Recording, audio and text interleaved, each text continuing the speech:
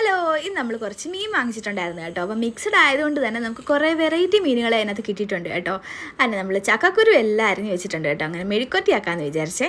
അപ്പോൾ ഞാനാണെങ്കിൽ ചക്കക്കുരുവിന് മെഴുക്കുവരട്ടി എല്ലാം അരിഞ്ഞ് വെച്ചതിന് ശേഷം നമ്മളാണെങ്കിൽ ആ മീൻ അങ്ങ് പറ്റിക്കാമെന്ന് വിചാരിച്ചു.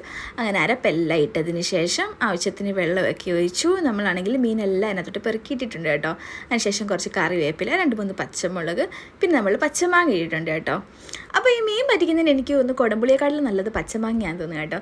നമ്മൾ പച്ചമാങ്ങ എല്ലാം അരിഞ്ഞിട്ടതിന് ശേഷം ആവശ്യത്തിന് വെള്ളം അതുപോലെ തന്നെ ഉപ്പ് ഇട്ടിട്ടുണ്ട് കേട്ടോ.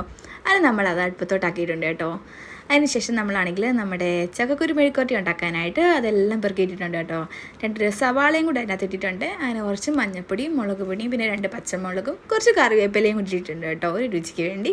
അങ്ങനെ നമുക്ക് കുറച്ച് കുളത്തിലെ മീനുണ്ടായിരുന്നു കേട്ടോ. അത് മസാല വരട്ടി നമ്മൾ ഫ്രിഡ്ജ് വെച്ചിട്ടുണ്ടായിരുന്നു. അങ്ങനെ അതെല്ലാം വറുത്തെടുത്തു. നമ്മുടെ ചക്കക്കുരു മെഴുക്കുവരട്ടി എല്ലാം റെഡി ആയിട്ടുണ്ട് കേട്ടോ. അപ്പോൾ ഇന്നത്തെ വിശേഷം ഇത്രയേ ഉള്ളൂ. ബാക്കി നാളെ കാണാം. Bye bye, see U.